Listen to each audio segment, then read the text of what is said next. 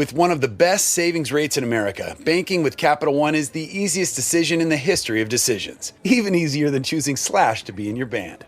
Next up for lead guitar. You're in. Cool. Yep, even easier than that. And with no fees or minimums on checking and savings accounts, is it even a decision? That's banking reimagined. What's in your wallet? Terms apply. See CapitalOne.com/bank for details. Capital One N.A. member FDIC.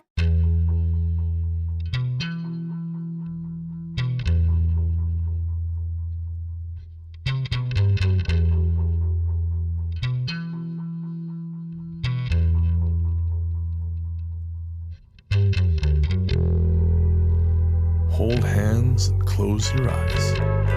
It's midnight, and you're listening to the Ghost Story Guys. Welcome to the Ghost Story Guys. I'm Brennan Storr. I'm Paul Bestel. And this is a show where we talk about spooks, specters, and all the other things watching us from the shadows beyond the campfire. Some conversations only make sense after the sun has set, and this is most definitely one. Thanks for tuning in. This is episode number 157. And as always, we're coming to you from that tiny mountain cabin you dream about, but can never quite reach. Mr. Bestel, my friend, how you doing? I'm okay. I'm learning just how much edible things I own. And not in the fun way. No. No. In the new puppy way. Yes, you have a furry friend named Theo who has joined your household? Yes. He's officially what they call a spointer, which is a cross between a spaniel and a pointer. Oh, fascinating. So which half of that likes chewing on your stuff, do you figure? Both of them, by the way, he's doing it. You posted a picture of, because you've got an Instagram account for him, which is I quite love, and I will post a link to in the show notes. But you posted some stuff that he noshed on, which was a program from the football match. Yes. And a new album, was it? A new vinyl? Yes, he chewed the corner off the cover, so I'm deliberating whether I'm too precious to not just buy a new version. And hide it from him. Yeah, well, they are normally... when we first got him, he was asleep in the spare room with me, so we're sort of gaining into the household and getting him settled. And the first couple of mornings, after about 2 days, I heard this funny noise, and I just heard this thunk. I thought, what the hell's that? And I looked out the bed, and he started pulling books off the bookshelf. I thought, what are you doing there, little shit? He's feeling literary, Dad. He is. Well, at least he's got good taste. He would World's Greatest Mysteries and Ghosts. Are they real? Well, that feels like a sign, if nothing else. Absolutely. So watch this space.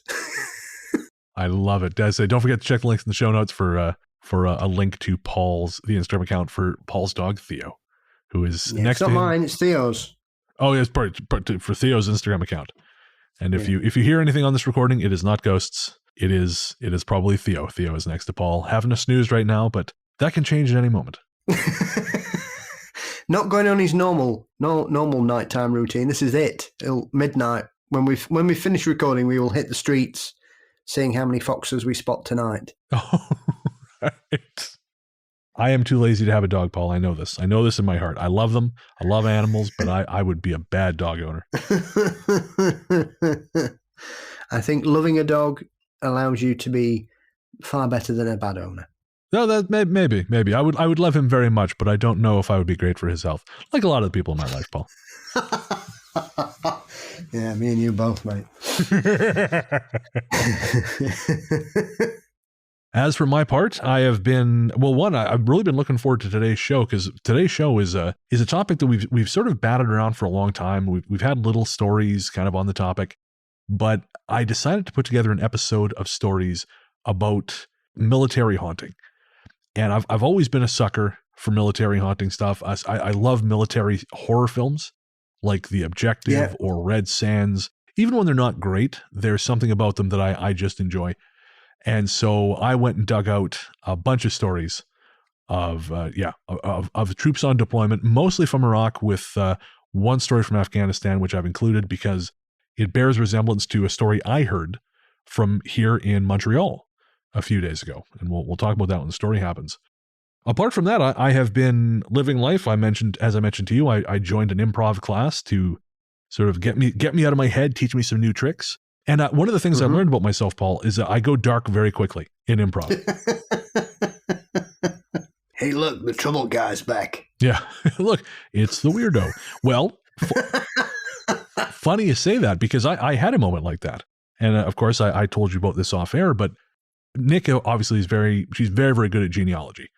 And she has helped me with figure out a lot of stuff about my family. She's helped actually quite a few people now figure stuff about their family. And here in Montreal, there happens to be a library which has access to this particular genealogy portal where you have to actually be in library to access it. You can't access it from outside. So she asked if I would go find some stuff for her. As it happened on the first day I went there, they were closed. There was some kind of job action happening. And so I went back another day. And as I was walking there, it's several subway stops away from where I am. So I went there, and it was a relatively nice day. So I just had my hoodie on. I didn't have my big heavy coat on. And I was carrying this book. And it's a very heavy book. And I'm really quite enjoying it. But as I was walking past this one particular university, this young man in a denim jacket with a beard steps out of the university, pulls out a pack of smoke, so I assume he's having a smoke, and he just locks eyes with me. Now, I have sunglasses on, but he locks eyes with me. And I assumed he just is acknowledging me, because, that happens. You lock eyes with a stranger, you nod, great, okay, move on. So I nodded him. Well, he walks up to me with his fingers in the shape of a gun and just jams them like pretty close to my face and goes, boom, boom, which does not seem to me like a real friendly gesture.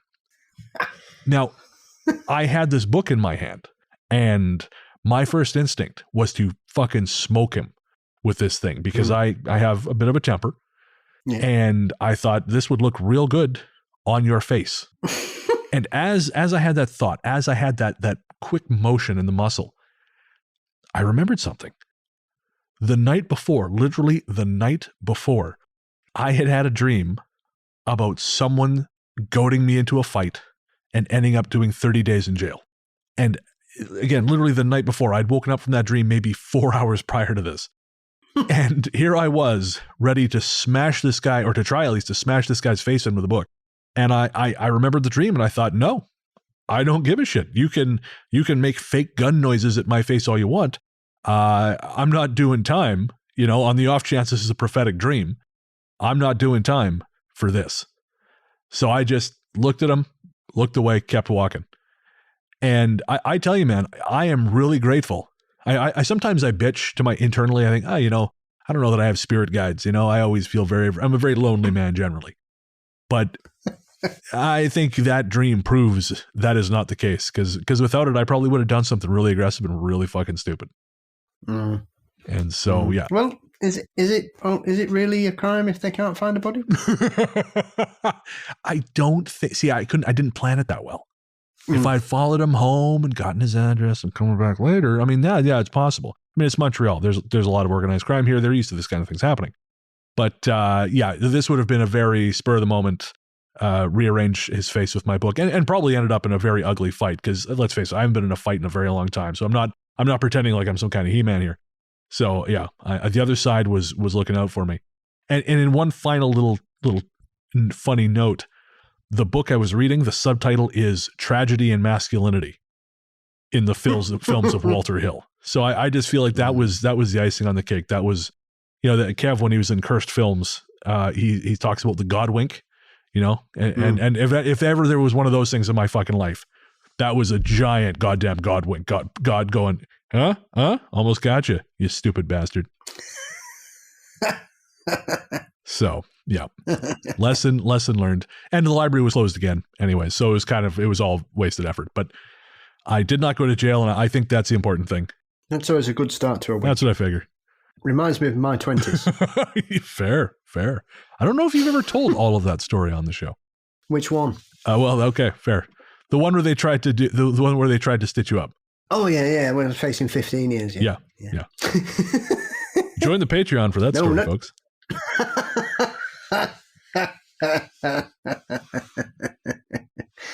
Yeah, great times. And of course, had I gone to jail, I would not have been able to send out all the personalized thank you messages to everyone who's been buying things from our new web store at ghoststoryguys.com. We've partnered with the e-commerce platform Fourth Wall.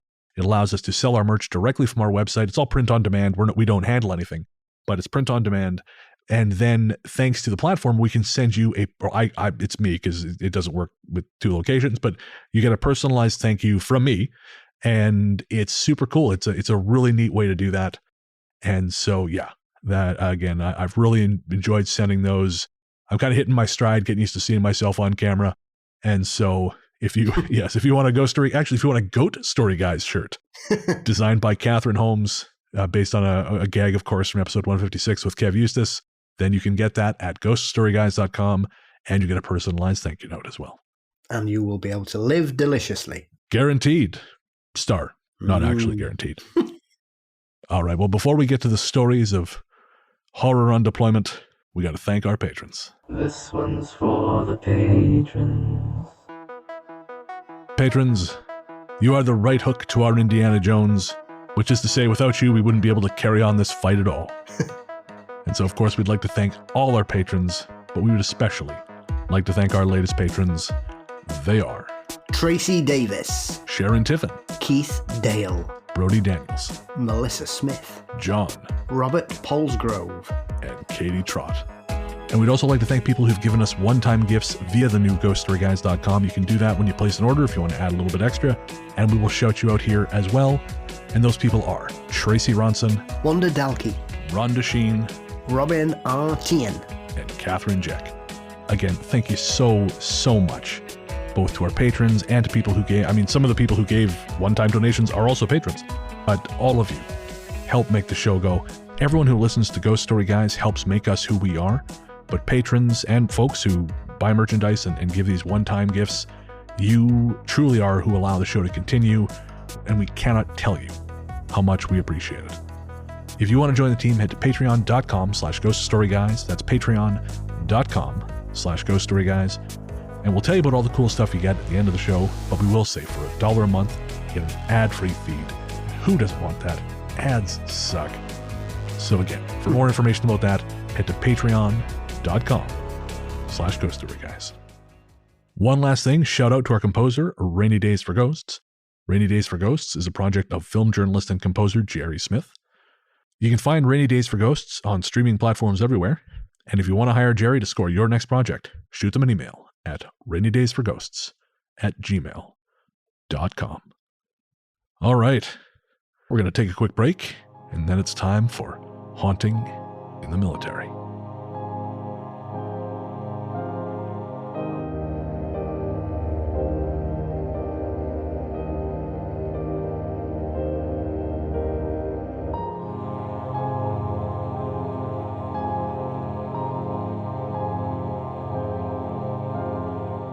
Welcome back. As we said before the break, this episode is all about the dangers of deployment, haunting in the military. And I know we have a lot of folks in the armed forces who listen to our show. And if you hear this episode and you think, oh, I got a better story than that, send it in, ghoststoryguys@gmail.com. Or hell, even if you don't think it's better, I still want to hear it. We both want to hear it. So ghoststoryguys@gmail.com. Or of course, you can record it as a voice note and email it to us at ghoststoryguys@gmail.com. And we will we'll do our best to play it on the show. So, before we do that, though, we got to check the mail. Our courteous and efficient staff is on call 24 hours a day to serve all your supernatural elimination needs. We're ready to believe you. Paul, email, I do love. Well, I guess technically this isn't necessarily email, but it is communication, we'll say. Yes. I went and pulled some comments from YouTube because it's just not something I do very often. I thought it'd be a fun way to reach out to those folks as well, because we are picking up more listeners on YouTube, and I want you all to know we appreciate you too. So our first comment is Lindsay, which was on YouTube, and Lindsay says, I've just listened to the episode on lost time and the clicking. I used to work in a home I believed to be haunted, and before activity started, there was often a sound like someone snapping a leather belt together. I thought this might be of interest. Very much so. That's really, really interesting, Lindsay. Thank you so much. Next up, we have a comment from Peter, also from YouTube. Peter says, this is the second show I've heard. It's great. The banter is brilliant. Had me laughing out loud all the way through. Well, thank you very much, Peter. That's cool as hell. Thank you for listening. And yeah, again, I love that we're picking up people on YouTube. I have to give a big thanks to Joseph Camo of the Cardinal Rule, who is a fan of the show and a friend of mine now, and of course co-host with me of the horror movie show Weird It Together. Joseph was hugely instrumental in turning around the Ghost Story Guys YouTube channel. Without him, these folks wouldn't have found us. So thanks to you guys for finding us, and thanks to Joseph for helping us to get there. I'm just having to call in a care substitute as he's gone a bit nuts. He was just running around and around and around, decided he wanted to eat me. While I was reading that comment. I wondered what was going on. Yeah, I was like that because he got my hand in his mouth. Next up is from James. The one crazy thing that I haven't heard anybody talk about is back when we had rotary dial phones. More often than you might think, you'd pick up the phone to call someone and they'd be there on the other line, either saying that they were picking up to call you or that they had just heard the phone ring. Both instances happened when you hadn't dialed at all.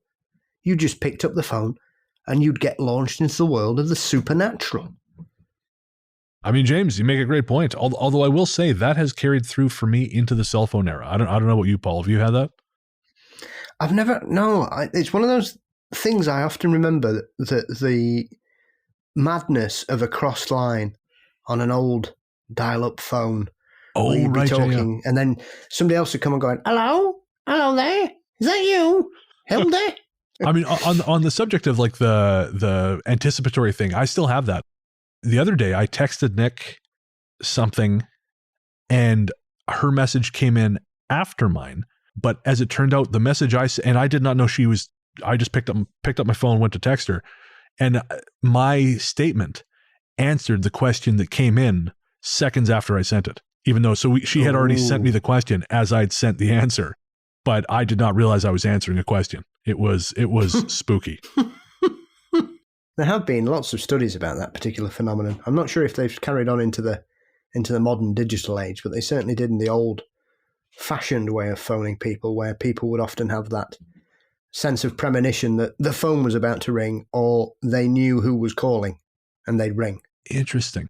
I mean, I guess there is possibly some kind of biological precedent for that. I mean, it's an electrical impulse, so it makes sense. It doesn't seem impossible, I guess I should say, that you could sense something like that coming your way. Yeah, they said it was just, as always, these explanations of these things, it's just chance. It's coincidence. That's all it is. Sure.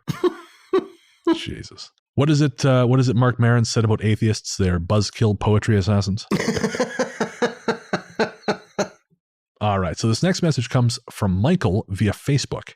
Michael says, so I've only just started listening to the podcast, and I'm not sure if you still respond to listener messages, but I wanted to share this story and perhaps ask if you all have a possible explanation. I'm currently working in a boarding school, and I was walking back home from a gym in a nearby town. The school is down an unlit country lane, and as I was walking down it, I saw this roughly human-shaped shadow figure in the road. I stopped for a second as I knew I'd have to walk past it to get back home, and as soon as I looked more closely at it, it started to run away. Then, very suddenly, a car went past me, and as the headlights hit the spot where the figure was, it vanished. I was initially worried, as I reasoned it may have been a student at first, but I couldn't see anywhere they could have ducked out of the way. Then the shadow figure idea hit me. My major confusion, though, is that it wasn't associated with any feeling of dread, and it didn't seem intent on scaring me in any way. I haven't seen the figure since. What do you all think? And I responded to Michael separately on Facebook, and the answer is yes, we still respond to as many messages as my limited, as my neurodivergence allows me to. But I did respond to him separately, but I say what I said here, or pardon me, say here what I said there. I've actually heard a story like this. A fella I used to know in Victoria, he was working at a cannery. I think it was on Quadra Island, but I could be wrong. It might have just been in the town of Campbell River. But either way, he was in the town of Campbell River, which is a rural town north, about 4 hours north of Victoria on Vancouver Island. And he was walking home one night, same as Michael, and he saw the same thing. He saw, I think it was one or two shadow people illuminated by the lights of passing cars crossing the road from one side to the other, and on both sides was heavy forest. And as with Michael's experience, there was no sense of dread. There was no sense of doom. It was just a thing he saw and then didn't see anymore.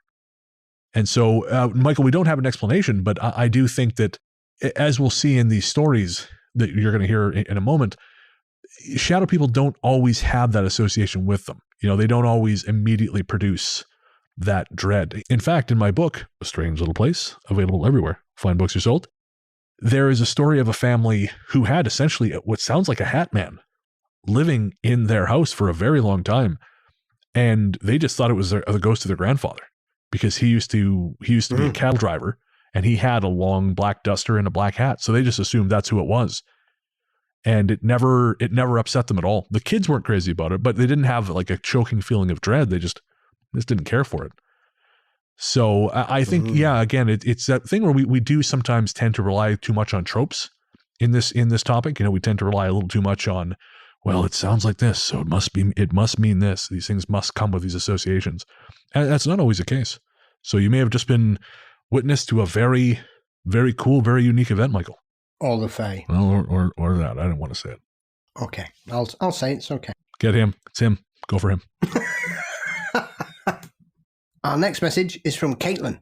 And Caitlin says, so I just got to the part in episode 153 where you talk about hearing the argument in your apartment from the whole other side of the building. And also where you talk about the sensory deprivation tanks and how you could still hear things from the front of the place. My whole immediate family at one point worked in the local movie theatre. Small towns, right? And let me tell you, among all the weird crap that happened, your stories reminded me of a particular event. Sure, we'd been followed home by some of the entities there, been stalked in the hall and had physical interaction with some stuff, but this was a bit different. My mother was an assistant manager, and my two older brothers did janitorial work while she closed up. When she'd gotten all the money counted up and were ready for deposit, inventory done, blah blah blah, she rolled up her sleeves and grabbed a broom. I sometimes helped, but I'd been taking care of our grandmother, who now lived in the wake of our grandfather's passing. So I was at home in bed when I had a nightmare. A skinless bloody dog with huge fangs was dragging its broken legs around and whining and growling at me. No matter how I tried to back up, I couldn't. Like I was caught in a circle, and this thing was near enough to nip. When they got home, I went down to greet them, and they asked what I was still doing up, and if I was okay. I told them about my dream, and they all stopped to look at me, faces stony. They said that they'd heard growling and whining at the theatre the entire time they'd been cleaning. We're Christian, but we know that the world of the spiritual is so much more complicated than some of our, stricter, shall we say, brethren like to believe. Whatever was stalking them that night was put off by my fervent post-nightmare prayers, and demon or not, it was most definitely malicious, or as Paul would say, malevolent. Oh, that makes me happy. Good, I'm glad. I'll be down to deliver other stories when I'm not on a tiny phone keyboard, haha.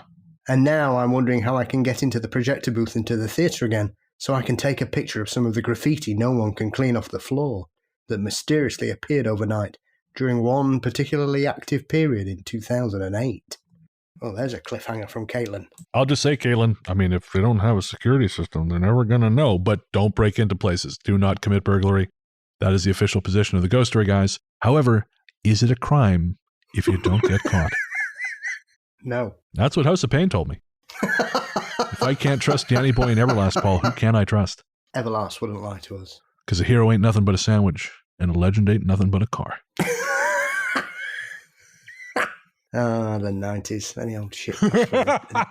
I'm putting the stake in the ground.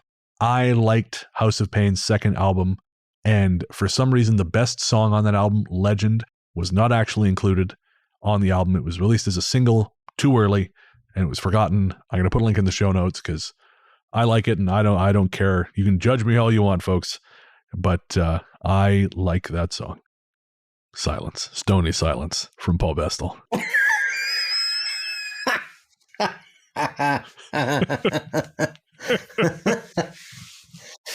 I'd moved on from House of Pain by the time the second album came out. That's fair. That's fair. I mean, Jump Around is still classic, but I defy anyone to name another track from that first album. Yes, it's now a traditional British party song. jump around, which makes me chuckle. I would say that I'm sure the Irish love that, but I'm sure they want to try and divest themselves of House of Pain as anyone else. Absolutely. It is one of those songs that always takes me to I always, as soon as I hear it, I always think it's 1993. Oh, yeah. Yeah. I will say there is a Busta Rhymes song, Calm Down, featuring Eminem, where he samples Jump Around. And I remember it because at the time I was kind of into Busta Rhymes. This is like 2000 something when this came out. And I was kind of into Eminem, and I thought, oh, that's a cool mashup. And House of Pain, I mean, that's a cool beat. I'm really curious to see what they do with that. And boy, oh boy, is it the most annoying fucking thing you can possibly imagine. Maybe if I remember, I'll put a link to that in the show notes too. This will be the music educational episode of Ghost Story, guys. Back it up, back it in. Let me begin. I came to win. Battle me. That's a sin. We're going to stop now. Carries on like this, we'll be doing Snow lyrics. And no one wants that. In fact, before we scare you any further, we should probably get to the stories.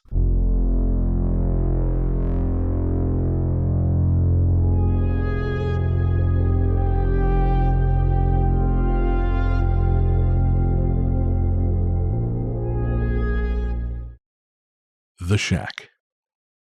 Let me tell you first thing, I'm a redneck. I don't do ghosts and crystals and psychics and all that shit. My ex Jenny used to try and get me to talk about it because she was into it, but I wouldn't. My mama raised me to believe in the good book, and there's no room in there for any of that. All the same, something happened on my last deployment that I can't explain, and so that's why I'm here. It was nighttime, and I was at our gun site with my buddy Red. There used to be all these stray dogs hanging around, and a couple of them took to me and Red. Well, around midnight, Red went to get his chow, and I stayed behind with the 2 mutts. Not far from where we were posted up, there was a guard shack made out of a Connex container, and behind that a Hesco wall. Between the shack and the wall, there was a narrow walkway, but nothing else. Nowhere to hide, is what I'm saying. Shortly after Red left to get chow, the mutts started taking an interest in the guard shack. At first it was just stares, but then it was growling and showing their teeth. They would not look away from that shack, and that got me interested. I grabbed my rifle and shouted out for whoever was there to identify themselves. No answer. The mutts started pacing, still growling, eyes glued to the Connex. Something felt wrong. The hair on the back of my neck stood up, and my belly started to go sour. Taking my rifle with me, I started slowly walking toward the shack. My stomach got worse, and my footsteps sounded like the loudest goddamn thing in the world. When I got there, the shack was empty, and so was the corridor behind it. It took me a sec to realize that the mutts had stopped making noise, and when I come back around to the front, they were watching me. I shook it off, figured it was just the desert getting in my head, but then I started walking back toward the gun sight. As soon as I did, the mutts' attitude changed. Their ears went back, and they looked scared. Understand, these are strays in a war zone, and they've lived through some shit. They don't spook easy. A second later, I heard a sound behind me, what sounded like something heavy, stepping on rocks, and my stomach dropped. I'm a combat veteran, but nothing I've experienced out there has ever put the fear in me like I felt in that moment. It wasn't natural. I spun around with my rifle, ready to go, and all I saw was a blur of something disappearing behind the Connex. That was it. I went back to the gun sight to wait for Red, and the mutts didn't leave my side the whole time. When he finally got back, I told him everything, and he scoped out the Connex again, but came up empty. That was it for the rest of the night. And Paul, I would like to be recognized for my restraint in not reading that in some kind of ham-bone southern accent. I'm proud of you. Thank you. Yep, I'll take it. It was a struggle. I saw the redneck thing, and I'm like, oh, he said it. It's his word. But no, I refrained. Whenever I hear military stories or stories from ex-personnel, and I've heard so many of them over the years, they're like when you hear hunters discussing encounters with Bigfoot. There's something of a different level of authenticity to them, because I think these people are so used to being in life and death situations that they must have a heightened sense of awareness, which may be why there are so many stories of a similar ilk. Oh, sure. And I mean, later in the show, we're going to have a story from a reconnaissance unit. And they specifically, the person in question specifically mentions that they were trained observers. This is what they were specifically trained to do, is to watch and to see. Because you can argue about, oh, well, like if I said I saw X, well, I see a lot of shit and half the time I'm not paying attention. So I'm going to miss things. But when you're in the desert, there's sweet fuck all to look at. And two, they're trained to look for anomalies. I will say that it's funny you mentioned the Bigfoot thing, because I was thinking that this person, and of course all these stories are things that we found online, this person had a gun. And it always makes me think when you see these guys on Bigfoot shows, they're loading for bear, they got the big old gun, and they're acting like this is going to do them any damn bit of good out there. And this person had a rifle, and they were shit scared. And I think it's a great reminder that, it doesn't matter how heavily armed you are, when this stuff comes for you, it just doesn't make a difference, because it doesn't work like that. And I think on an elemental level, I think we know. Yeah, definitely. Also, I love the idea that the dogs saw him going over there and was just like, you idiot, you moron. So now, if you're out walking Theo and he starts giving you the hairy eyeball, once he stops chewing on things, himself included, and can focus for more than a few seconds, then know, okay, time to run. Yep. Obviously, one of my favorite GI stories is the incident on the Rock in Helmand province in Afghanistan, and that involves a dog being aware of things about to occur before the humans realize what's happening. Oh, really? I think we talked a little bit about Afghanistan on a previous episode, because we found that article from, I want to say like military.com or something, but I don't remember covering this. So yeah, I'd love to hear more. Yeah. So the Rock was essentially an outpost in Helmand province that all the security forces took turns in looking after it for a 90-day cycle, I think. So the Brits would do it, the Aussies would do it, then the Americans would turn up, and then they change it, and then it just rotate between the different nations. And the particular story is about the 8 Marines, I think they were, turned up to relieve the British who were going. And as they were leaving, the Brits just said, good luck. Oh. And they didn't say why, they just said, good luck. And they went, and they essentially, things were okay for a little bit, but the longer they were there, stranger things started to happen. So they'd hear the sounds of conflict in the middle of the night. The dog would just start barking for no reason at 3 a.m, dashing about the compound. One of the guys spotted something moving through the barbed wire as if it wasn't there, and also moving incredibly fast. So he'd look, and he'd see it like 300 feet away. He'd look away, look back, and it was 200 feet. He'd look away, and then it was 100 feet. Oh. So it all carried on, and they ended up trying to dig down to make it lower so they'd have a better anti-sniper position, and they start to discover bones and things. Oh, shit. So, yeah, it's the best example of that is Richard McLean Smith's Unexplained. He covers it on season 6, episodes 1 and 2, I believe, and he does a big sort of hour and a half 2-parter on it. Okay. I recommend it. If you want to listen to it, don't listen to it in the dark. Well, I'll make sure to put a link for that in the show notes. Again, you can check that either at, either on the podcast platform of your choosing or at ghoststoryguides.com. We archive all the show notes there. Tired of missing out on opportunities in your network? Frustrated because you've lost touch with people who matter? Clay helps you make the most of your personal and professional relationships. Clay pulls in everyone you know and keeps updated bios for them. Then you can search your whole network, take notes, set reminders, and more. We'll even prompt you to reconnect when you've lost touch with someone. Try Clay free for 60 days by visiting clay.earth/partners/60. Take as little as 3 minutes to see if you could save on motorcycle insurance with Progressive. Come on, you've spent more time than that thinking about helmets with faces on them. I should get a new helmet. Ooh, maybe I'll get one of those ones that looks like a face with painted teeth and eyebrows, you know? Oh, that always looks so cool. People are like, whoa, is that a person with 2 faces? Oh, no, it's a helmet. And 1 face. Get a quote in as little as 3 minutes at Progressive.com. Progressive Casualty Insurance Company and Affiliates. The base. I got back from Iraq not too long ago and wanted to share some of the shit that happened to me in country.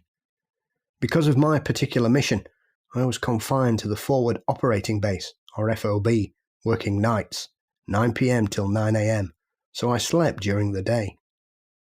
Our base had been built sometime in the 70s or 80s as a premier duty station for the Iraqi military, which Saddam was expanding at the time. It was bombed out in the Gulf War of '91. It's known a lot of violence and death over the years, and I have to imagine that's at least some of the reason it's such a hotbed of weird stuff. The first thing that happened was about a month into my tour. Our rooms were pretty tiny boxes that we shared with a roommate. Mine was Ty, and he was a good guy, but those rooms ain't much to share with even someone you really like. Thankfully, we were on opposite shifts and never had to see each other. On this particular day, I was racked out with my back to the centre of the room when I woke up to a slight touch on the back of my arm. I rolled over to see what appeared to be an all-black shadow, maybe 6'4", standing just a few feet away from me. My vision is for shit, so I assumed what I was seeing was one of my soldiers waking me up. I rolled over, grabbed my glasses, and rolled back to see who it was. But they were gone. I tripped the hell out. When I talked to my roomie about it, he wrote it off as a dream, and so I did the same. That worked as an explanation until 2 months later, when Ty was enjoying some alone time in the room. He had just finished and was getting out of bed to go clean up, when his headlamp lit up something at my end of the room. He turned to look and saw what he described as a big-ass guy, like its feet portions were hanging off your bed, which was like the same size as a college dorm twin bed, and it was all black. So pretty much a shadow dude laying on my bed. Ty went for the light switch, but by the time he got there, the figure had gone. After that, there was no more writing it off as a dream. Ty told me, and then together we told our platoon sergeant at Chow the next day. You never know what kind of response you're going to get with something like this. If your guy's an atheist, he thinks you're fucking with him. And if he's a fundy, he starts talking about Satan. But ours was cool.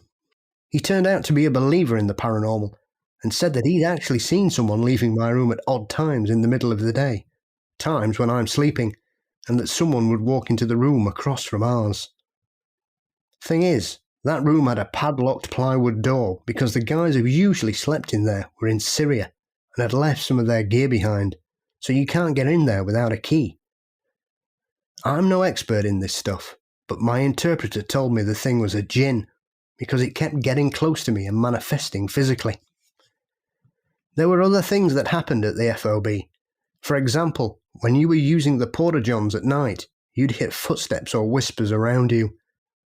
Entry point guys who man the big gate, which has obstacles to slow the approach of anyone who wants to stir things up, would hear banging on the metal in the dead of night. But there wouldn't be anybody there. Towers would report people walking in open areas around the perimeter at night. Some guys would even see things on their night vision, but when the responders went to check it out, the figures would be gone. I had one last experience which still lives rent-free in my mind.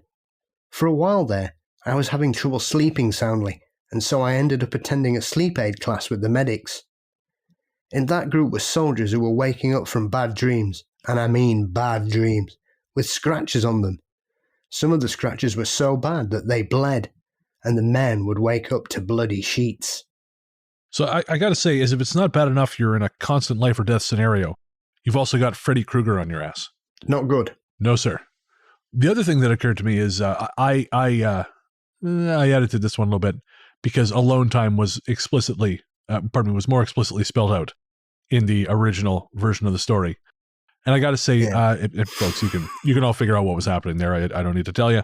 But I will say, there would be few things more distressing to me than getting off the telephone, so to speak, and just seeing someone lying there like that. That's nightmare level stuff. That's realizing someone's been there the whole time. That is not my jam. Back to prison for Brennan. Yeah, that term means the same here as well. When you're having alone time? Alone time. Yeah. I thought, again, it was spelled out much more clearly because these are soldiers and they don't give a shit. I also had trimmed out a lot of profanity, if you can imagine that, which is not something I would ordinarily do. But again, it was almost comical proportions. Well, to be fair, if I'd been having some alone time and that happened, I'd be swearing a lot as well. Yeah. Yep. No, that's fair. And I mean, again, at that point, whoever's over in the other, the shadow in the other bunk, I mean, I'd start tormenting people in their sleep too. How do we know that they weren't having alone time and the soldiers were interrupting them? You know, Paul, there's some questions to which mankind is not meant to have answers, and that's one of them. Who knows? Maybe that's where ectoplasm really comes from. This has been the final episode of Ghost Story, guys. It's more believable than 1920s psychic photos. Well, that's true. I mean, no, we're not going down that road. We're not going down that road. Moving on or going back, I guess, out of that conversation. A friend of mine asked me to give him a hand going through. He was working at the time for this. Oh, geez, boy, I regret phrasing it that way. Yep. Oh, Mike, I'm sorry. You're listening to this, and oof. All right. You did even what I was going to say didn't work there. I was going to say you did a friend a favor, but that's that's bad. Worse. That's worse. Somehow that's worse. A friend of mine was editing a fiction magazine, and he needed some extra readers to read some of the stories and give notes. So I read some of the stories, and one of them was about conflict. It was about soldiers, and it had a comical amount of profanity in it. And I remember giving my notes, and one of the things I said was, this sounds like a 14-year-old watched a Quentin Tarantino. It sounds like the Boondock Saints is what this sounds like. And that was one of the notes that they gave back to the author. They said, look, this is a bit much in terms of the language. And this person had been embedded, as I recall, and they said, well, no, this is how soldiers talk. And the point that was made to them was, okay, true.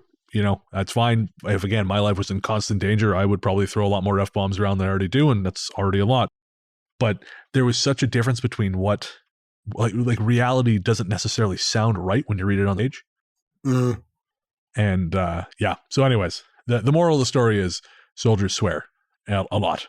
And so they should. And these stories are hew as closely as possible to the original tales, except when flogging the bishop and bad words are involved. Talafar. In 2006 and 2007, I was deployed to Iraq and found myself stationed in Talafar.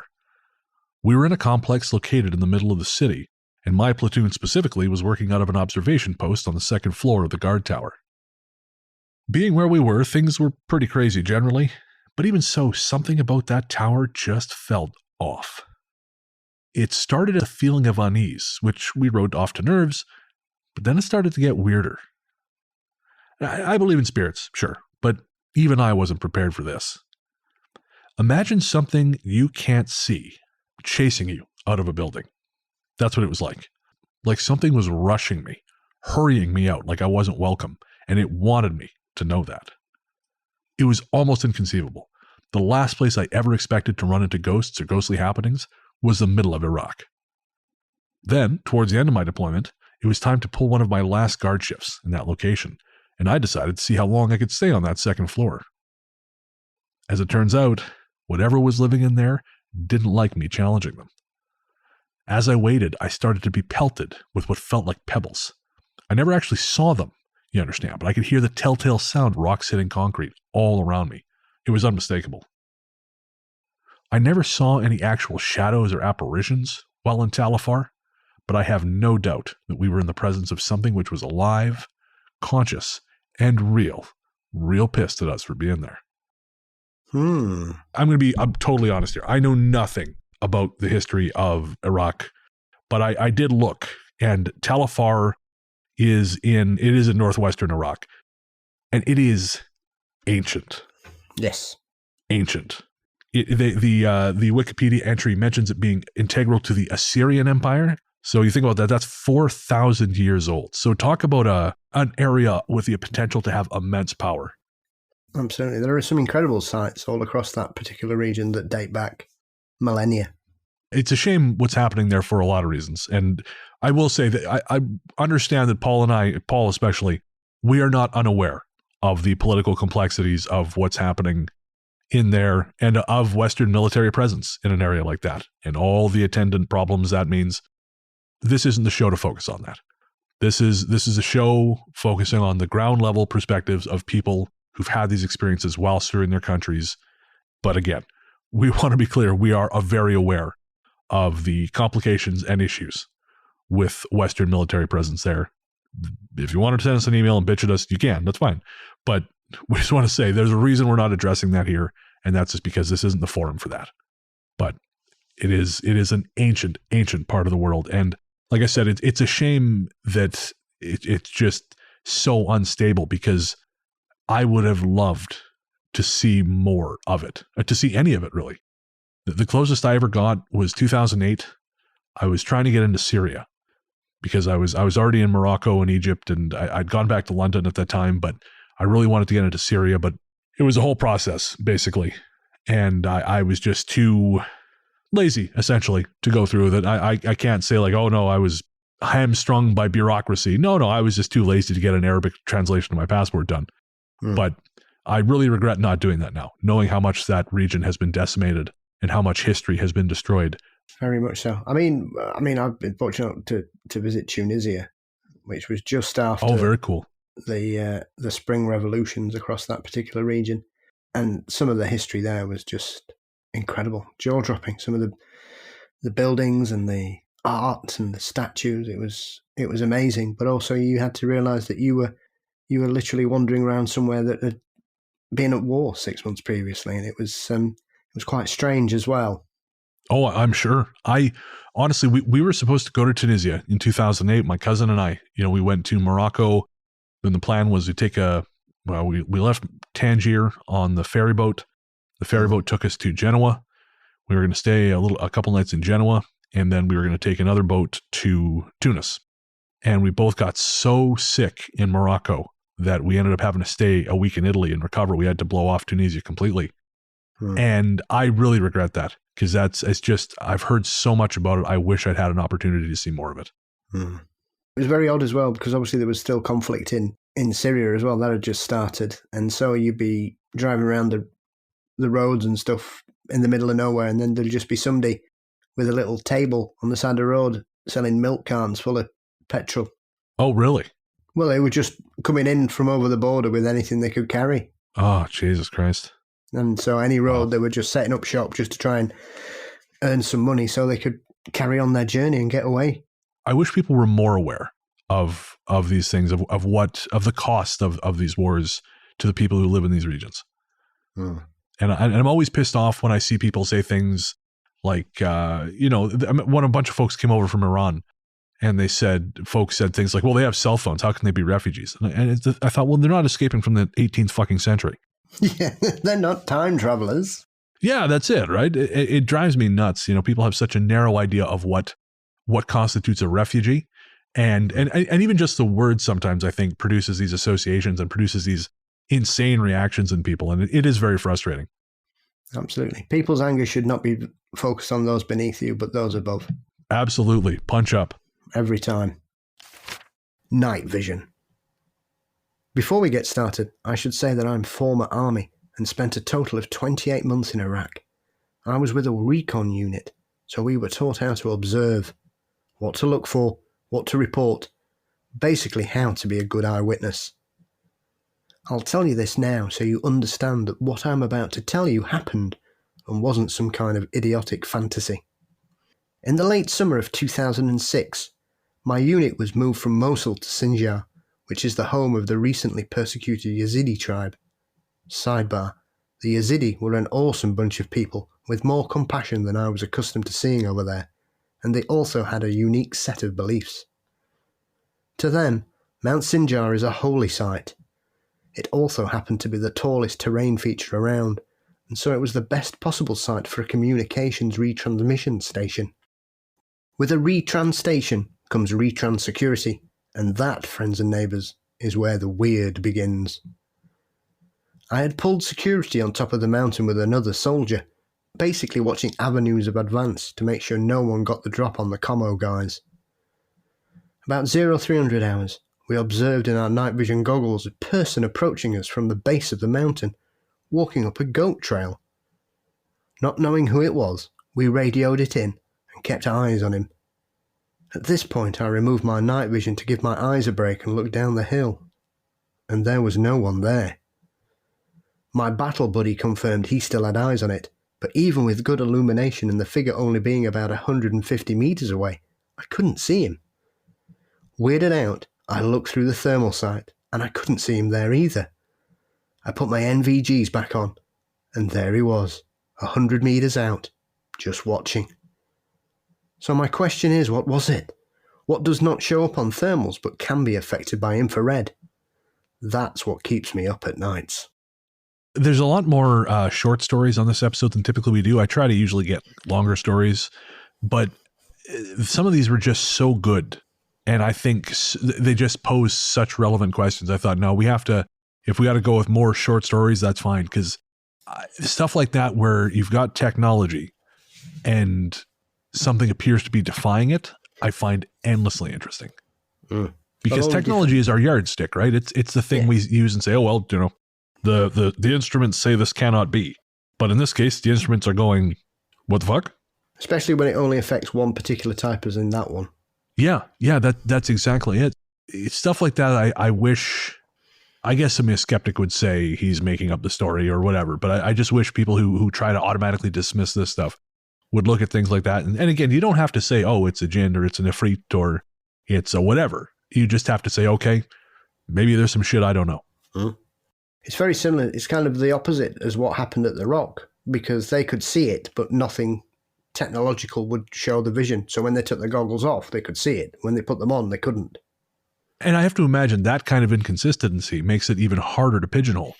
Because again, looking at it from a purely skeptical point of view, you could say, oh, well, you know, this one turns up on night vision, but not thermal. That one didn't turn up on either thing. Therefore, it is all nonsense. You know, again, there's no consistency, but that, I find that even more appealing because it just is consistently, it's almost like it's consistently confounding your expectations on purpose.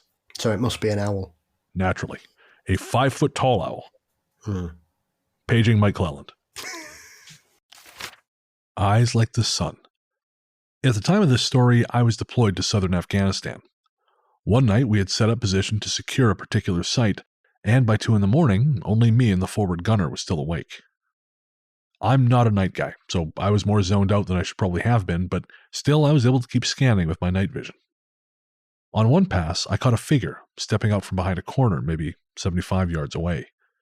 It was a reasonably bright night, so the NVGs weren't as effective as they would ordinarily be, but I was able to determine I was looking at a man, just one taller than usual. Then he turned to look at me. This man, or whatever he was, had eyes so bright it started burning out my goggles. That's something that only happens usually with sunshine, and I freaked out. When I pulled off the glass, that's when I saw those eyes weren't just bright, they were burning a neon red, shining like the sun. Even more panicked, I reached for my rifle and trained the thermal optic on this thing. Its body was so cold that he stood out from the background, but those eyes, those goddamn eyes, started to burn out the thermal too. I toggled my safety, and it was like he heard the sound because he cocked his head, and those eyes fixed on me. And then he just walked off into the night. Of course, I thought I was losing my goddamn mind, and I wasn't going to tell anyone about it, but then a few weeks later, some of the guys were shooting the shit over chow, and I heard Big Mark, this big Cuban guy from Florida, a lifer, talking about seeing some stuff when he was in Iraq.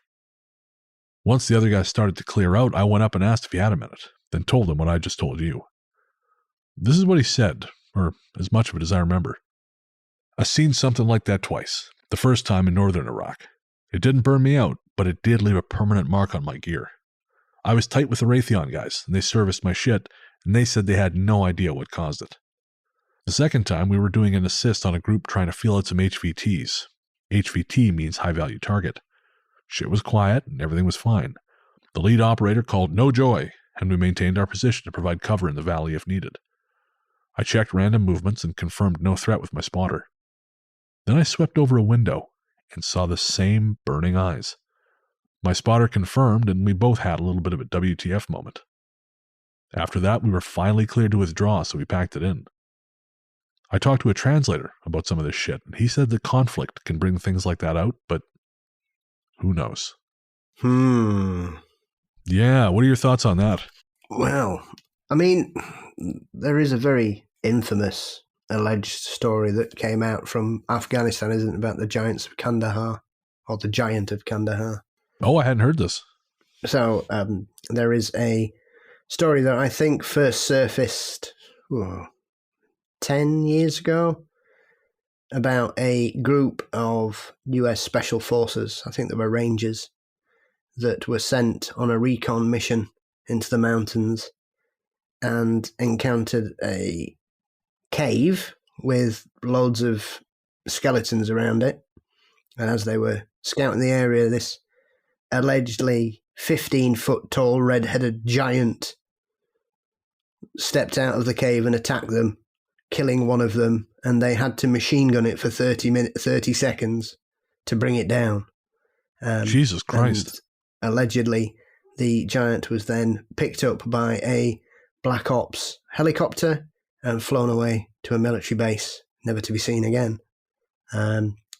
Now, this is one of those stories where there doesn't seem to be much evidence other than somebody said this, and therefore it's true. Right. So I'm not really sure. I did wonder.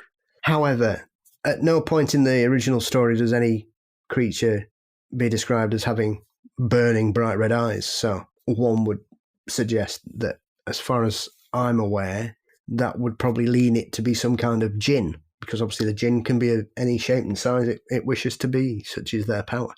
Yeah, that was my thought too. And I do have some notes and some stories set aside for a purely djinn episode. That'll probably wait until I'm back in Victoria, because I have back there, I have Robert Lebling's book, Legends of the Fire Spirits. Yes. And there's some really great information in there. But yeah, I was thinking that too. And djinn are specifically name checked later in the show in one of the other stories. And that does seem to be very likely. I remember back when I used to listen to Mysterious Universe before they sort of went off the deep end.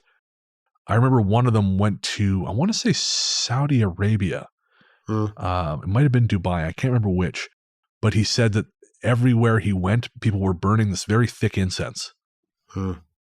And he asked someone, what is the deal with this? And they said, oh, it's a djinn deterrent, essentially. And it's fascinating. We've come so far in the West away from any belief like that we just, institutionally can't even entertain the notion. And you do wonder what damage that causes. Yeah. Well, did I ever tell you about one of my friends from work who's from Somalia originally, who told me of a story that happened to his uncle's friend who was almost killed by a djinn that was pretending to be a mermaid? Nope. No, I would remember that. So once he found out I was doing the show, he knew I was open-minded in regards to stories like this. And I love things like this because these aren't the stories you normally hear from people, because obviously it depends on the person's cultural beliefs. And obviously from him being from Somalia, he's a follower of Islam.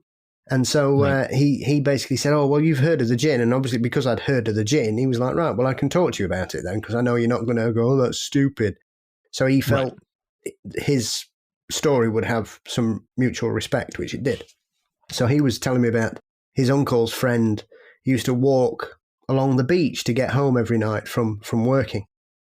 And he'd walk the same way for a long time. And this one particular night, he could hear this singing.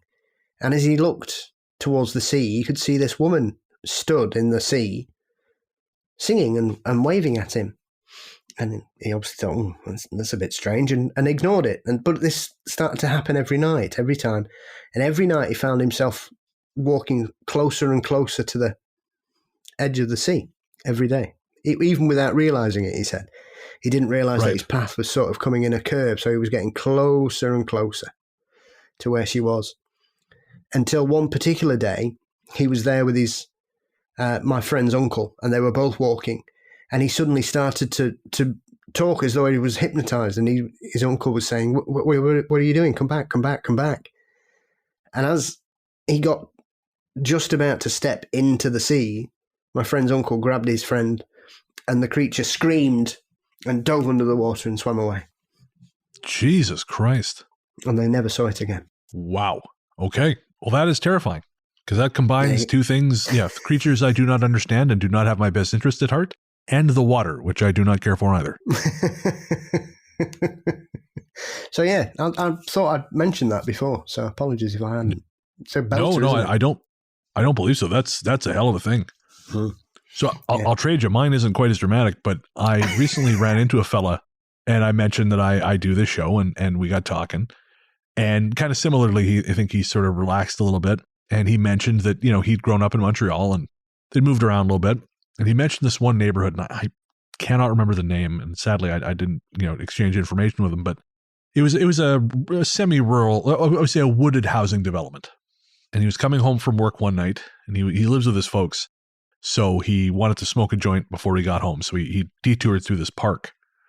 And again, there's trees in the park, and he's just about to light the joint when he heard what sounded like a tree cracking. And he just assumed, it's like a branch broke or something.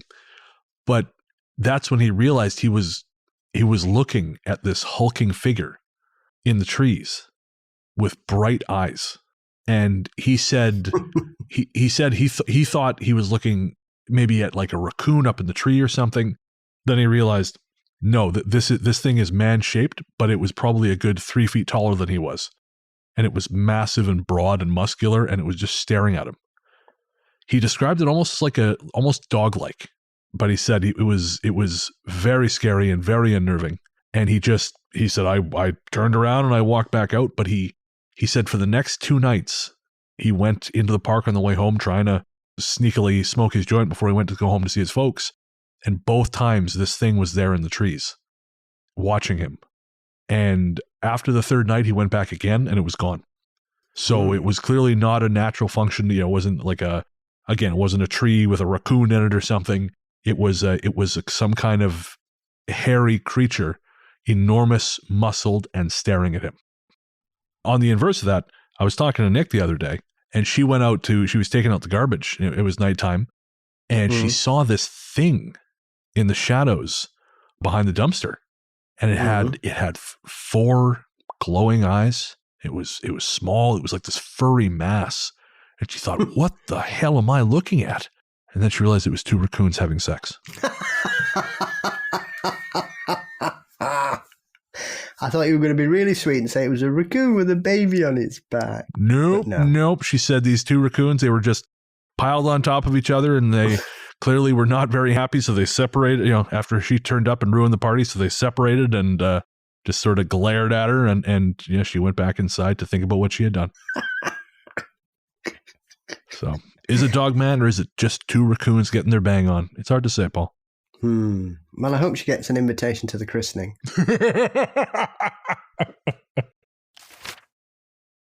The Man in the Hatch.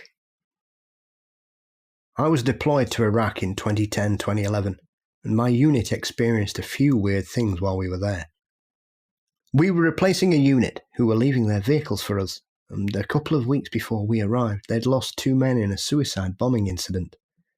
I'm not sure if they belong to our particular vehicles or not, but given everything that happened afterward, it feels worth mentioning.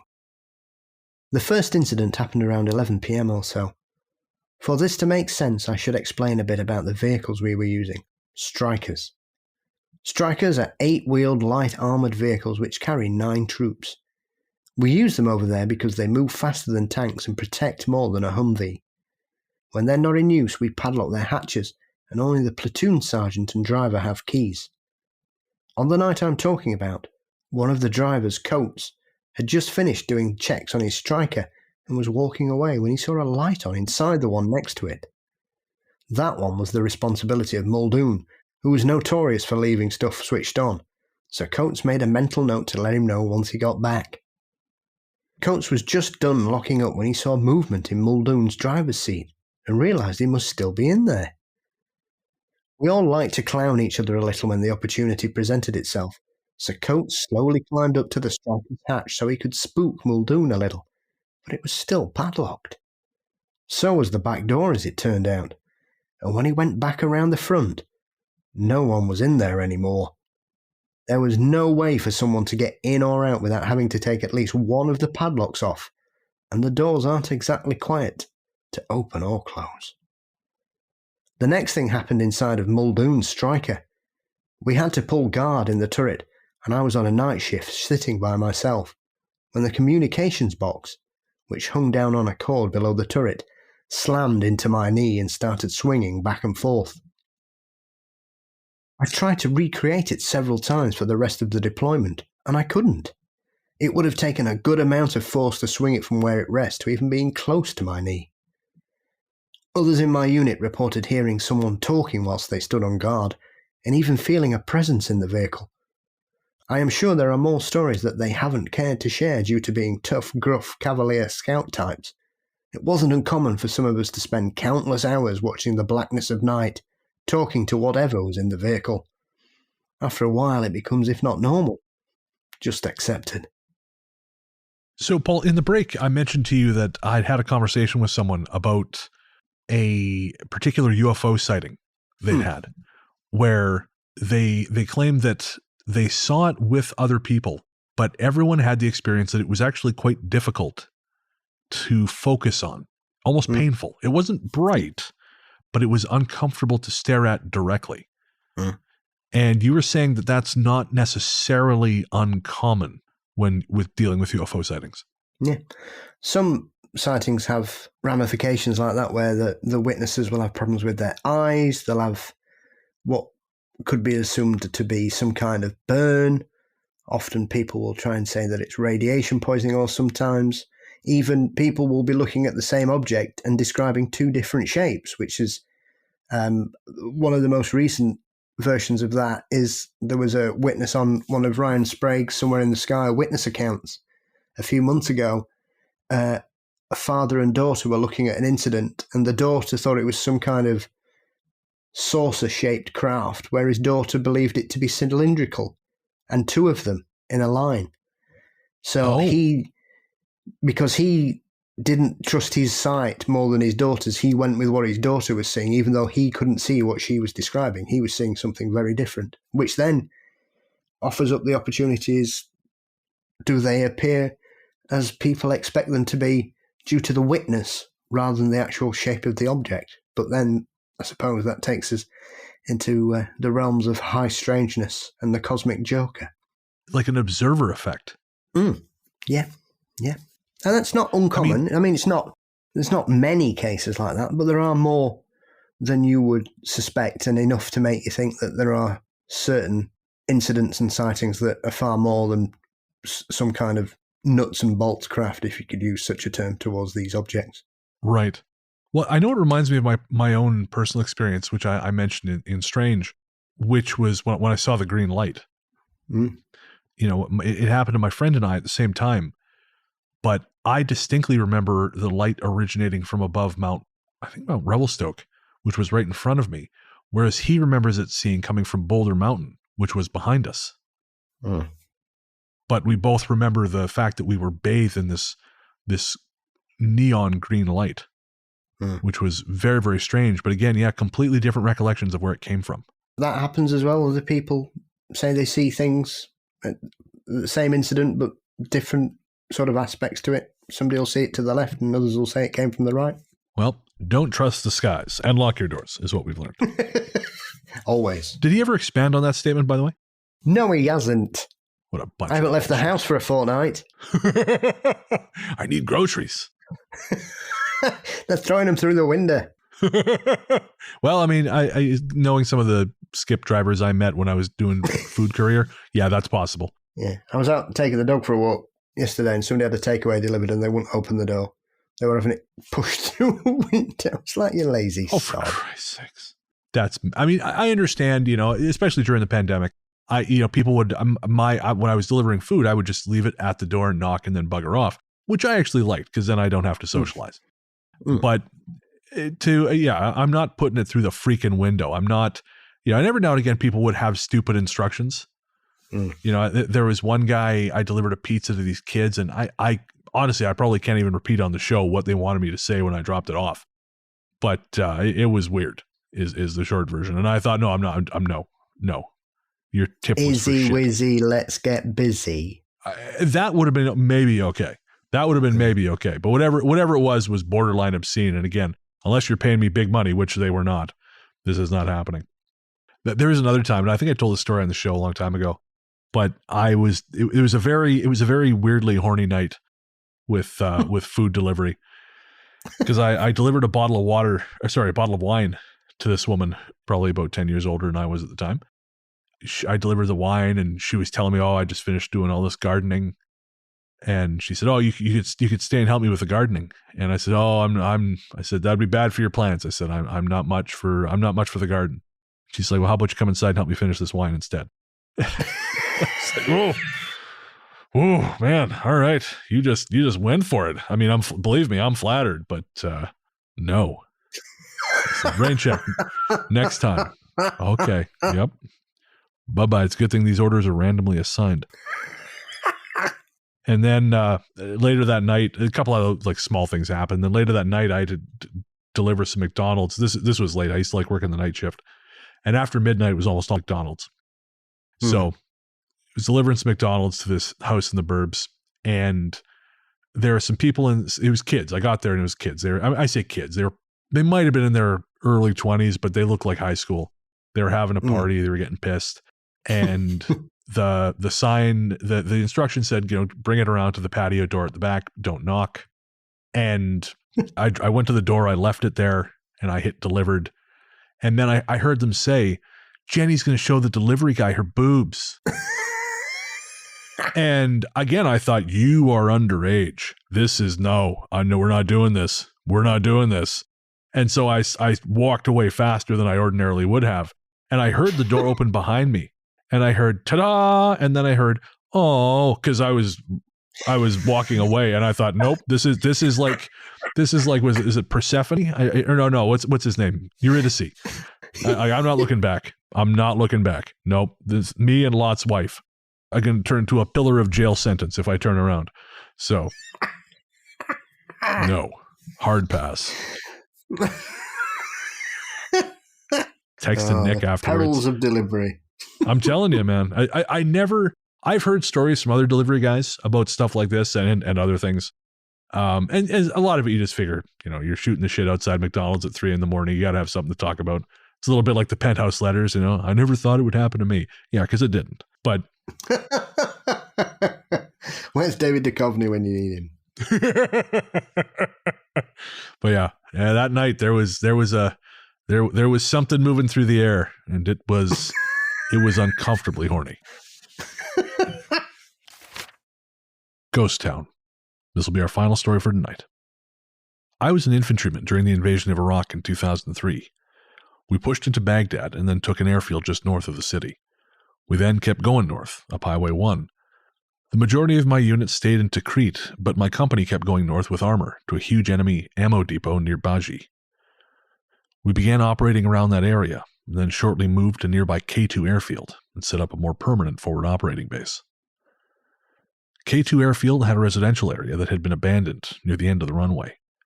It was on-post housing for the Iraqi Air Force personnel that ran the base, but they had left way before our arrival.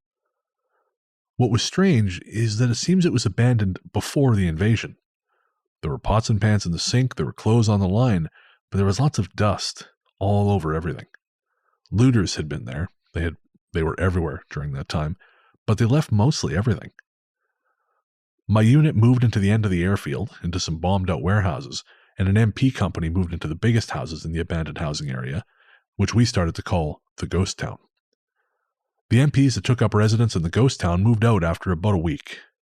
I asked one of the very tired-looking MPs why, as everyone was jealous that they lived in actual homes, albeit abandoned shabby ones, instead of bombed-out warehouses, and I was curious about their speedy move. He said that they couldn't sleep. Doors would open and shut all night, they heard footsteps running up and down the halls at night, and then finally they began to see children's faces looking in at them through the windows. The U.S. Army does not function with consideration to ghosts, and for them to get their chain of command to move their whole company out of the ghost town, there must have been some tangible events that affected their operational readiness. Their move meant that now our residence was the new perimeter of our FOB closest to the ghost town, so we took up nighttime security every night around our warehouse. We would each do an hour shift, and we had a watch going all night long. We had thermal sights and night vision, and we would sit out there scanning the desert for enemy activity. During our watch, we could all hear children laughing and playing all night long. It sounded like a playground was active in the ghost town, but we verified with our thermal sights that it was empty. We had pebbles thrown at us. We would sit out there, alone or in pairs, and listen to the laughter while getting hit by rocks. Nothing big, but they would bounce off your face, your helmet, your vest. The whole time scanning with thermals and night vision, nobody there, but still listening to the laughter. This happened night after night. We all talked about it with each other. Nobody was happy about it, but we sucked it up. In 2004, we had a change of command, and upon hearing about the situation, our new commanding officer said, "There is no supernatural activity in this ghost town, only enemy activity." This was partially true because we had been attacked with sniper fire and RPGs from that direction multiple times. His decision was to set up a nightly patrol and set up ambushes in the ghost town. Every night. We were already busy, looking for WMDs during the day, ridding Saddam's Baathists during the night. We'd been doing 18 to 36-hour patrols, QRF, convoy security, more patrols, show of force, ambushes, the works. And now this. So, it began. My squad had done the new patrol a few times, and it always seemed extra dark when walking through the ghost town. There was an old British fort left over from their colonial days, with firing ports and towers. Streets with sidewalks and pretty decent houses, all empty. While on patrol, we could still hear the kids playing, but it seemed just as faint as when we were on perimeter guard. We would get on a roof, lay there on ambush, and just listen. To the wind, the kids, and that's it.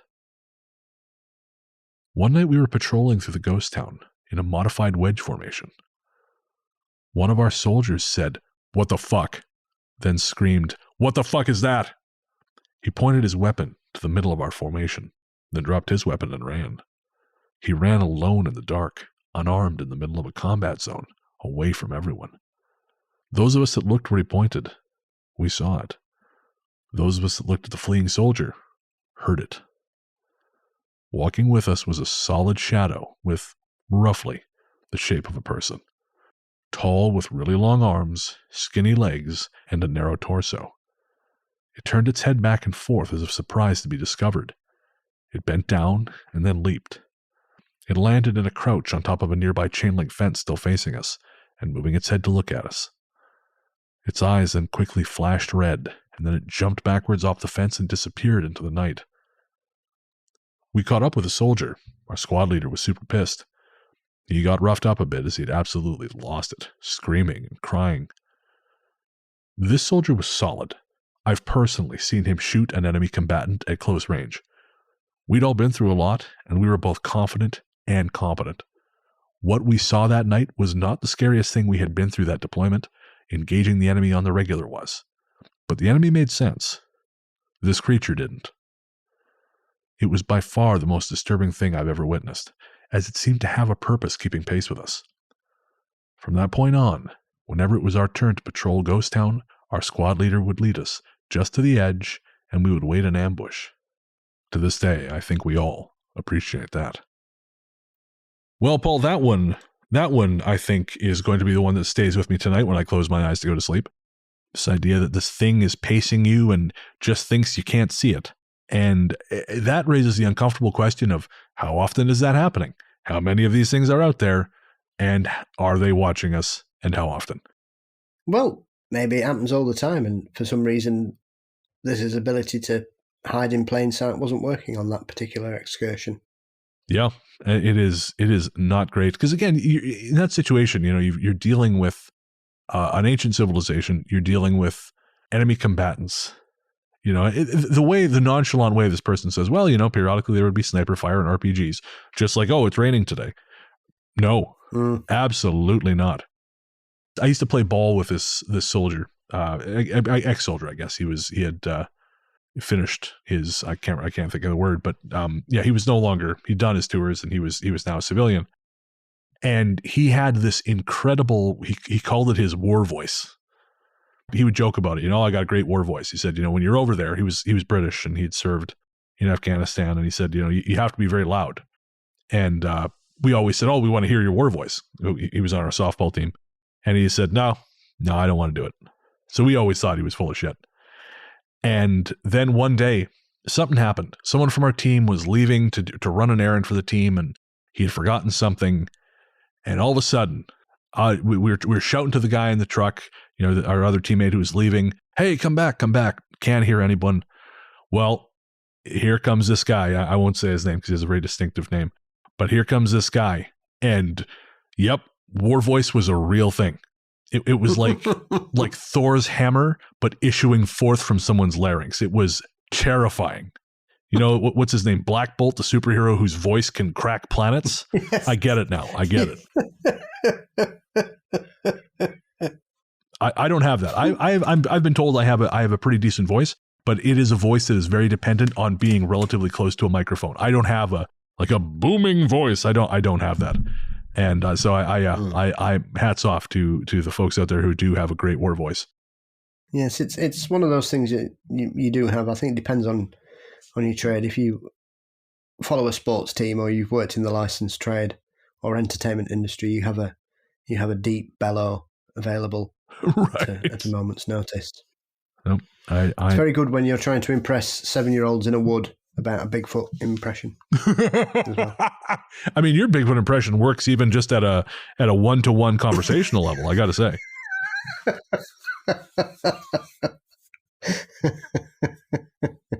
Yeah, we were chuckling. We were thinking if somebody had been walking past outside of the woods and they'd heard me giving it Bigfoot, next thing we know, there's a story in the Daily Mirror.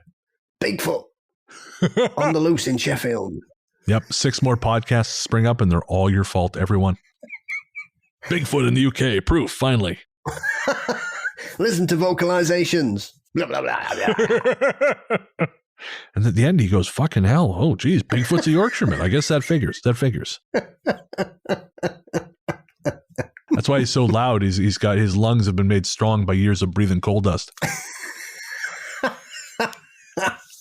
And bathing in bitter. That's exactly it. Yeah, using coil for soap. Oh boy, here we go. It's going to turn into that episode of Who's the Boss when Tony met someone from his old neighborhood and they were trying to show off how poor they were.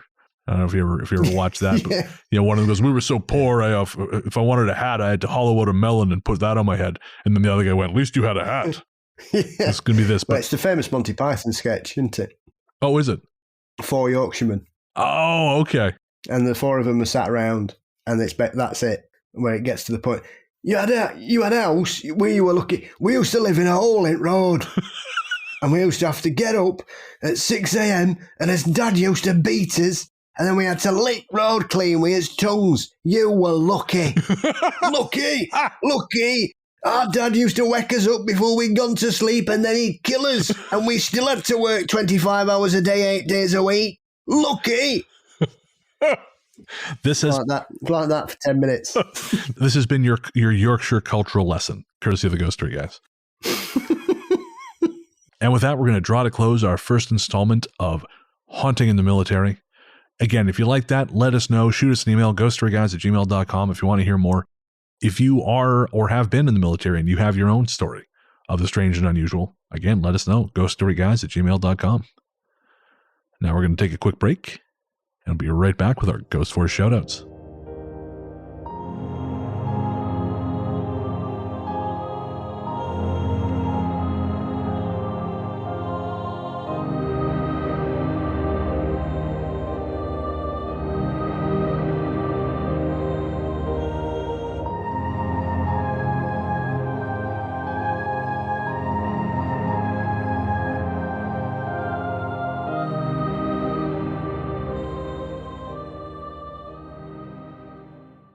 Hey there, listeners.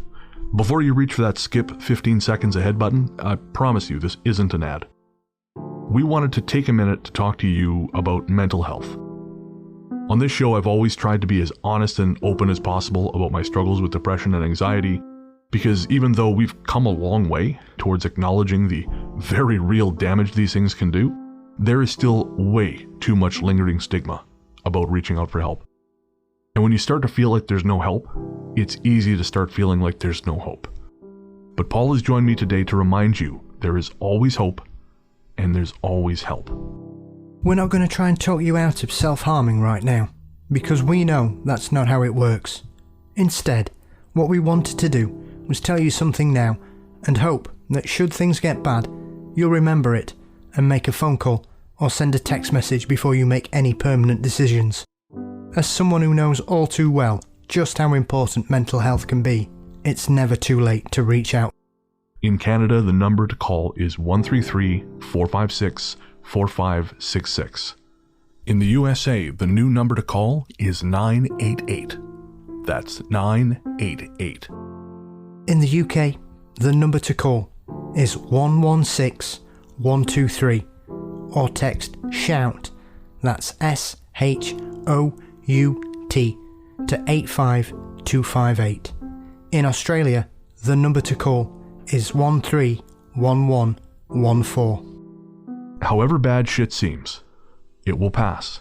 And no matter what your brain might be telling you at any given moment, and believe me when I say I know this intimately, there are people who love you and people who care deeply about how you treat yourself. Should a time come when you find yourself despairing, please know that we've both been where you are, and there is a way back to the world. Take care. Welcome back. Thanks as always to Luke, Anthony, Sarah, and Joseph, everyone else who's part of the Ghost Story Guys family. Don't forget to check out Luke's podcast, Luke Lore, available everywhere fine podcasts live.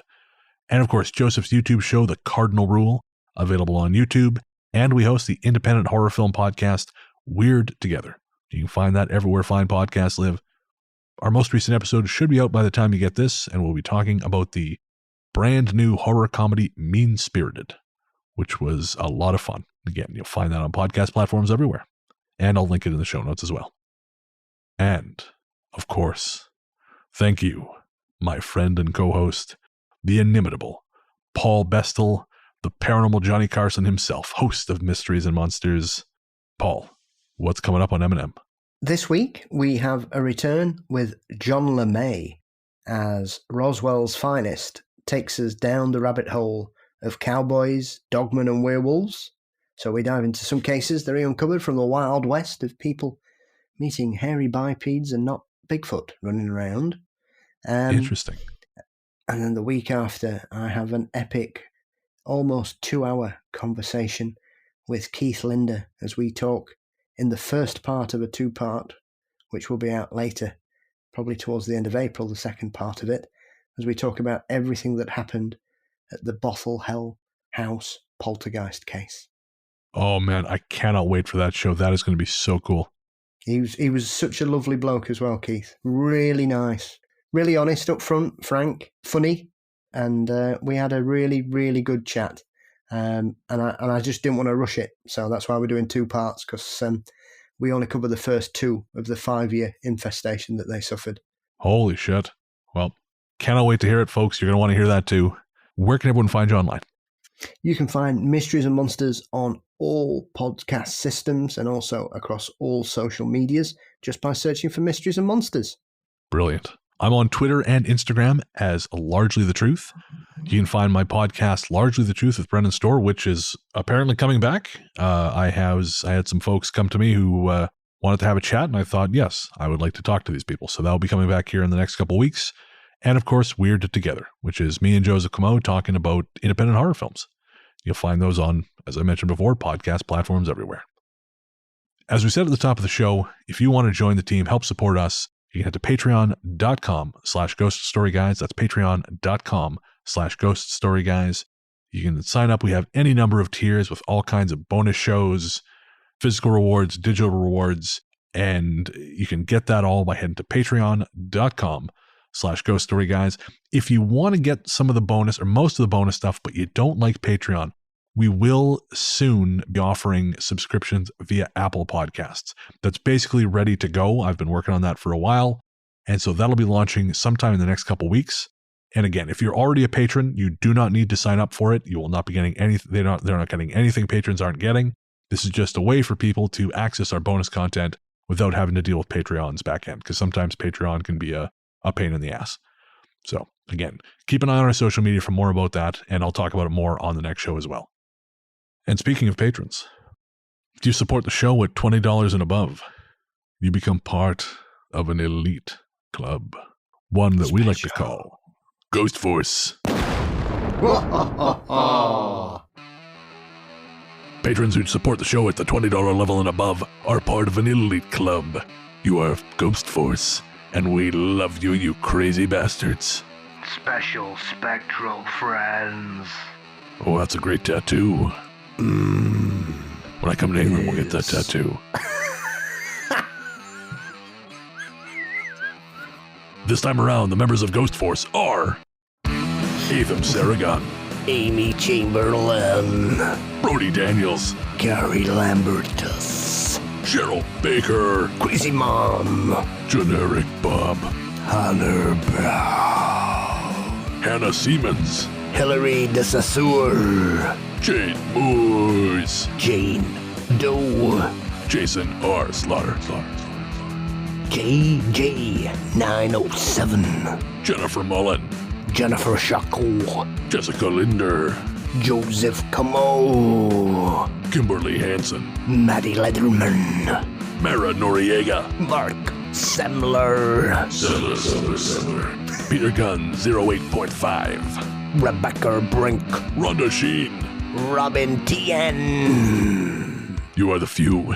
You are the spooky. You are Ghost Force. For real, guys.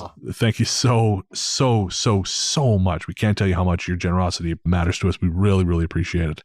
And if you want to join the team and have your name read out in that absolutely bizarre segment, you can head to patreon.com/ghoststoryguys. And you also get things like, with that, you also get ringtones, you get copies of my art card, night photography art cards, lots of cool stuff. And again, that's patreon.com/ghoststoryguys. All right, so Paul, the only thing I got coming up is I was just recently a guest on Supernatural Circumstances with Mike Brown and Morgan Knudsen, and I don't know when that's coming out, but I imagine it's probably soonish. So make sure to check that out. I'll put a link in the show notes when it finally drops. It was a great conversation. I was honored to be on the show. It was just both very intelligent people. Had a great time. So again, folks, when that comes out, make sure to give it a listen. Also, the issue of Haunted Magazine with Paul's article in it is now available, if I'm not mistaken. Yes, you can pre-order issue 37, which I was both humbled and very surprised to see my story featured on the front cover. So I'm not sure what went on there, but that was a lovely surprise. As well it should be. And again, we'll put a link to order that in the show notes. Make sure to order copies. Support it's a great publication, and of course, support the fabulous Paul Bestel as well. If you want to pick up some Ghost Story Guys gear, or including your very own Goat Story Guys shirt designed by Catherine Holmes, you can do that at ghoststoryguys.com. And of course, you'll get a personalized thank you video from me if you do. So again, that's ghoststoryguys.com for all your GSG merch needs. Shout out to our composer, Rainy Days for Ghosts. Rainy Days for Ghosts is a project of film journalist and composer Jerry Smith. You can find Rainy Days for Ghosts music streaming pretty much everywhere, courtesy of Night Harvest Recordings. That is, of course, the Ghost Story Guys label. And if you want to hire Jerry for your next project, shoot them an email at rainydaysforghosts@gmail.com. Our theme song is Radio, Into the Darkness We Go, composed and performed by Peter Kursov of Pizzanta Music. Find more from him by searching for Pizzanta Music wherever you get your tunes. Our story's theme is A Future Belongs to Them Now by Hexagram. Find more from them by searching for Hexagram wherever you get your music. Remember, that's Hexagram with 2 X's, not 3. And I guess that's going to do it. Well, we'll be back in 2 weeks, but until then, into the darkness we go.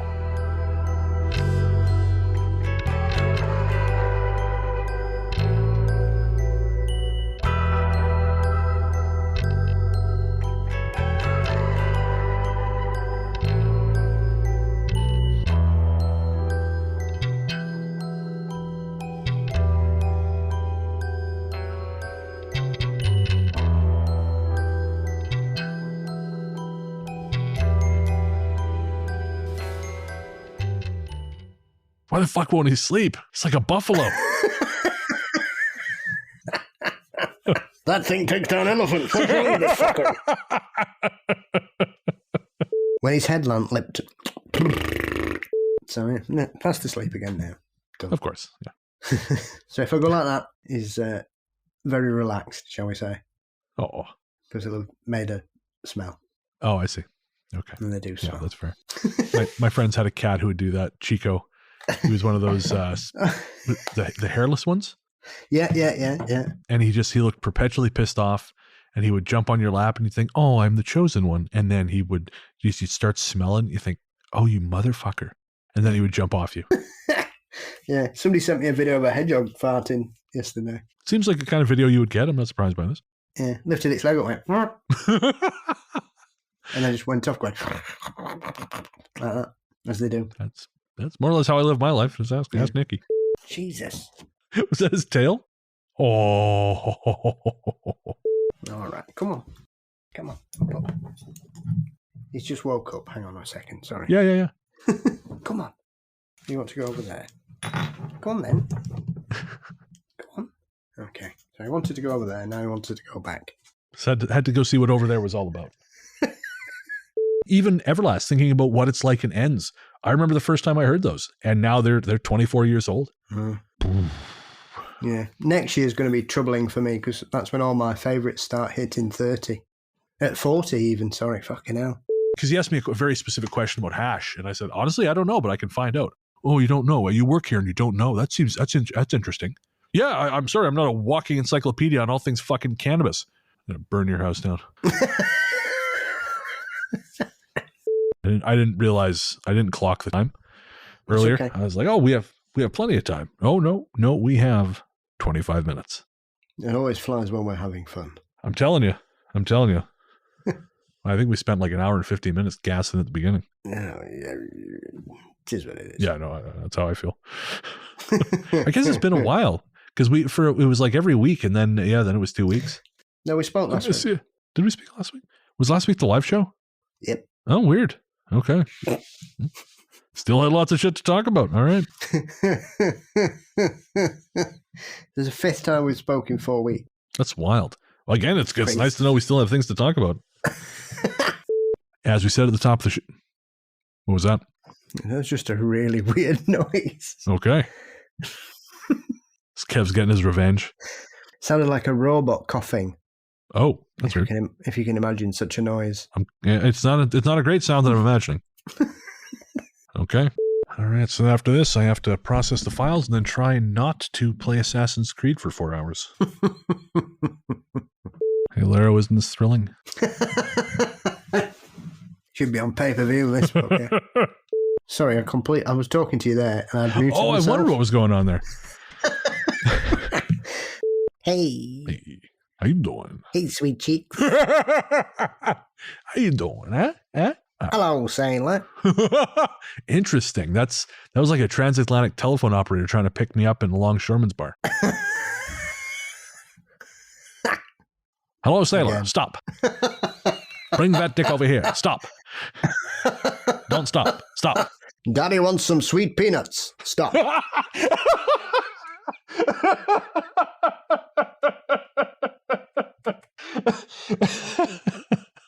I was not expecting that.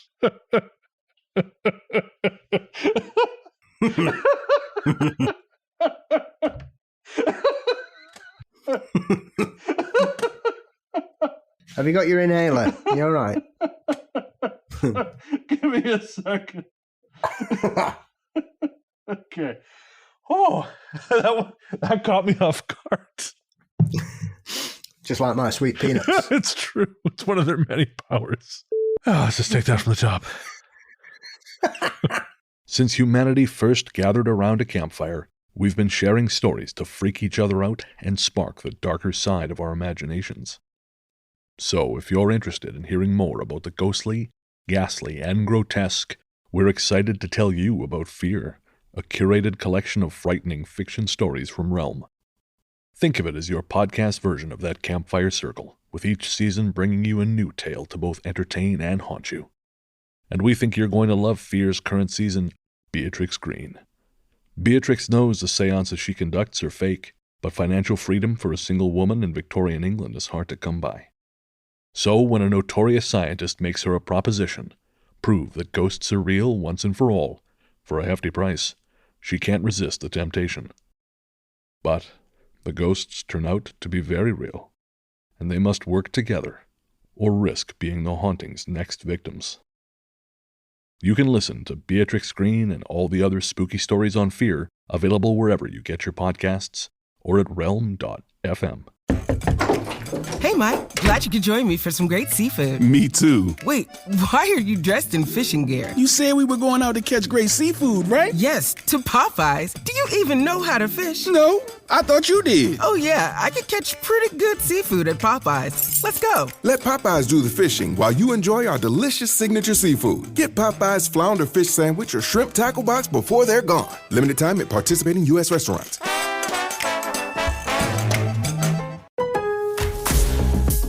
Now is the time to shop and save on Amana appliances at Lowe's. Get deals on select appliances, plus free delivery on items $396 and up. And you can bring home the Amana Appliance Suite, featuring a refrigerator with adjustable shelving and reversible doors to fit any space for under $2,000. Head to your local Lowe's store or visit us online at Lowes.com to save big on Amana appliances today.